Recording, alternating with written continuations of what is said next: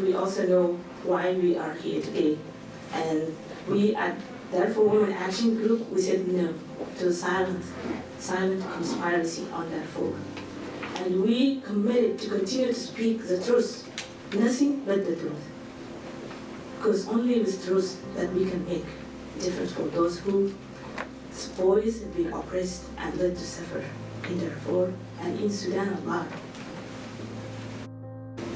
It suffices to say here that the international community tend to spend so much time debating on whether killings of particular group of people and innocent human beings constitute genocide or not, rather than stopping or preventing the killings.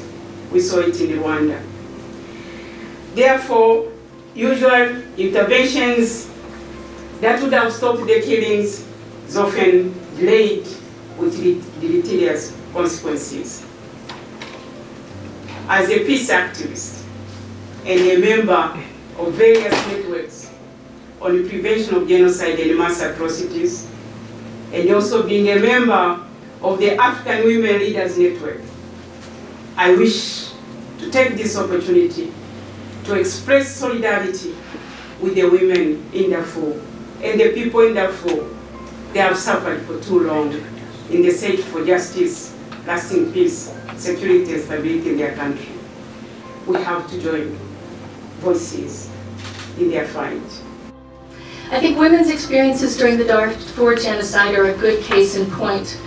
This genocide has involved systematic patterns of attack sustained across hundreds of villages in Darfur, including encirclement by mounted Janjaweed militias, strafing and bombing from Antonov bombers and helicopters belonging to the army of the government of Sudan, murder and disappearances of men and boys, the systematic rape and sexual exploitation of women and girls, and the wholesale destruction of property and food and water supplies.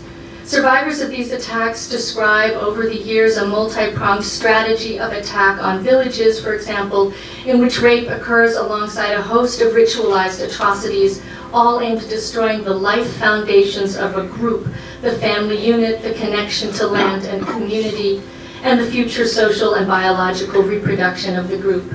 These atrocities include eviscerating pregnant women, raping women and girls in public, mutilating victims of rape and sexualized violence, raping women and girls with sharp objects, killing infants, often especially infant boys, murdering men, humiliating and torturing village leaders, and cruel performances involving family members. But what do they tell us, these gendered patterns of violence, this process as a whole? And is that the crime of genocide is targeting reproduction. It's about targeting both biological and cultural reproduction in its biological, cultural, social, historical, and political senses. Genocide is, in fact, in my view, a crime of reproductive violence, and its prevention as well as its remediation after the fact must therefore involve reproductive justice. While we talk a lot about the importance of recognizing rape as a weapon of war or rape as a weapon of genocide, very little exists in terms of funding priorities and reconstruction that seriously addresses the long-term and community-wide trauma that mass rape and all the other independent atrocities of genocide that target people for their familial and social roles in an attempt to undermine the future. So when Nima talked about changing the narrative. Changing the narrative happens when we listen to stories like we're about to hear from those who are the survivors, who have gone through so much and have used their experiences to bear witness to others who can't be in this room, who can't raise their voices in the same way, but whose experiences must be heard. So we are going to give space, really, to Saud Ibrahim to come forward and to tell us her story. And we're asking Nimat to serve as translator.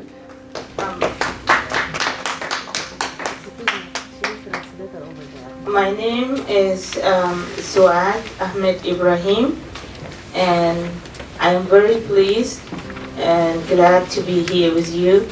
And this reminds me our issue, and I hope that from here tomorrow al-Bashir will be arrested.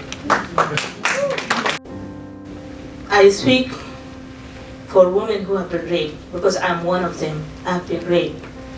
And until today, rape is continued to be committed every day. There are so many women in the camps are rape victims, but they cannot talk because of shame and stigma. They walk by and people will say, oh, that woman is being raped. And because of that, so many women have been stigmatized and they are suffering as of today. And I hope that those women who are rape victims can be protected as the same as me being relocated to the United States to live in dignity.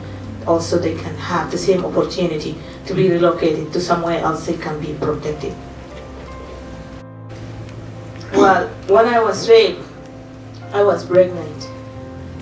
And the Janjaweed came and chased us. And my sister was 14 years old with me. Even though I was pregnant, we tried to run. But I encouraged my sister to run further because I wanted to protect her, because at least I was married. But she's not. If she is being raped, so she will not have an opportunity to be married again. So I ran and encouraged her to run. And when the Janjaweed come close, I stop, so that I keep them from reaching my sister. At the end of the day, I fell down and they raped me. And when I was raped, I could not tell my husband because he may be angry and go out to face those who raped me and he can be killed. So I kept that from telling my husband. After I was raped, I fell down, my knee was wounded, and I didn't tell anyone even to seek treatment. I just cut it with razor and tried to do my own way of treating it because I cannot talk about it. I just kept it for myself. You know, the issue of rape is the most painful experience. I have wished to be killed, not to be raped. And because of that, I sort of, if I kept it, I will be destroying myself and will be destroying my cause. So because of that, I made the journalist I spoke. I speak to you. I have lost 17 members of my family who have been killed in one attack. Not too long, my uncle, my mother's brother, was killed recently in Chad. And the Janjaweed followed us in Chad. And I received a call yesterday from people in the camp where I used to live. They told me that right now the Arab Janjaweed came and they told them that you have only two options. Either to be, if you want to stay here, you can be Chadian. There's no refugee anymore. Or you have to go back to Sudan by force. And I'm asking, what is the United Nations? What is the international community? Is it possible that just refugee or camps can be ended like that? Why this is in our case?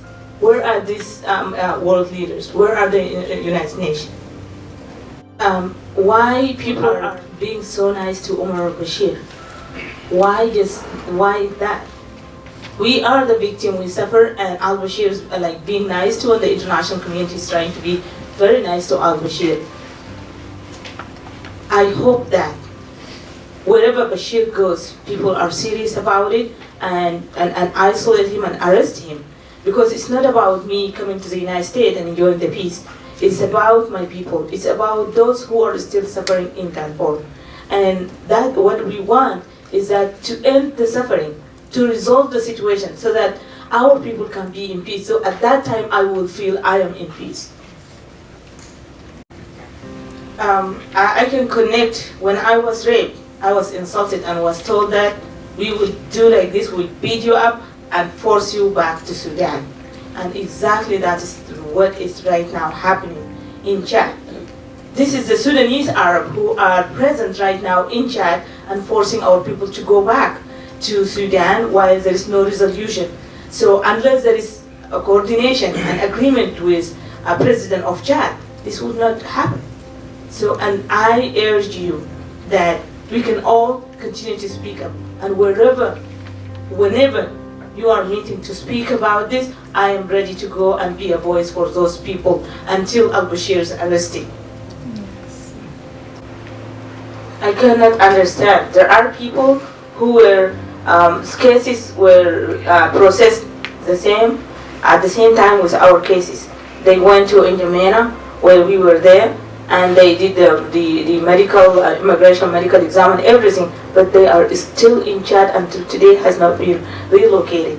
I can't understand. I hope that we can speak up those refugees. There are people who have been wounded and still suffering. There are people who have been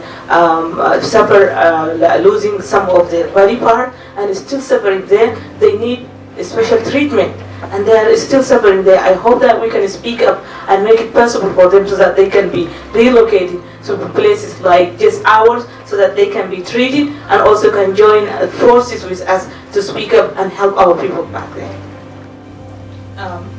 Since I left Darfur and I lived in Chad until I came to the United States is 14 years right now, and have never had the opportunity to speak about my issue or about my cause in a situation like this. So today I am very, very pleased to be part of this forum and to be able to speak to you and speak about for other people. So I hope that we can bring real peace. It's not about just signing a paper and then cheating people or deceiving our people. Tomorrow the killing and the shooting will continue. We want a real peace. We hope for a real peace that will put an end. Because I can't feel happy, I can't settle. When I remember, I cannot eat, I can't even talk to my children. Whenever I remember the suffering and the people we lost, and remember what is going on right now in Darfur, and the silence surrounding it, I can't even talk to my children because of the pain. I'm very thankful to you. As I cried, this is not the first time, and it won't be the last time. But today I'm crying and I'm happy that I'm part of this, and I hope that you will continue to speak for us until we can resolve the problem. Because we have been crying almost every day. And today I am happy that I am crying as part of this process, and I want to be even more happy when the resolution can come.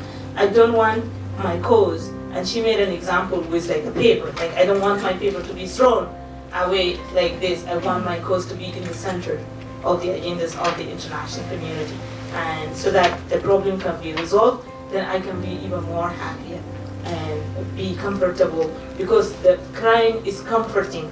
And as part of that, we have been crying for so long, but today that I cried, it comforts me, and it will comfort me when I see that this issue is being resolved. Before I come here, for 12 years, I have been the head of a sector in the camp. And being the head of the sector, or a chairwoman for that sector, called Shushia in Chadian language, that means I have to serve everyone in the camp and being a voice for my people. I have been leading and serving my people. It's not, I didn't make it about me and my family, but about our people. It's about my people in the camps, and I continue to serve them at night for my entire time in the camp.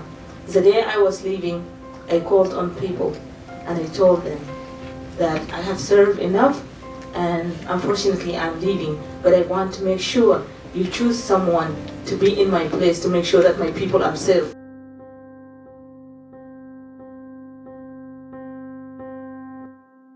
And everywhere in these conflicts, women are made to shoulder, what arguably could be called the lion's share of the burden of these conflicts. And we shoulder this lion's share because we are responsible for bringing new generations into the world, because we provide the basic needs for children and elderly relatives, because we weave in often really unrecognized ways the communal fabric that keeps daily life functioning.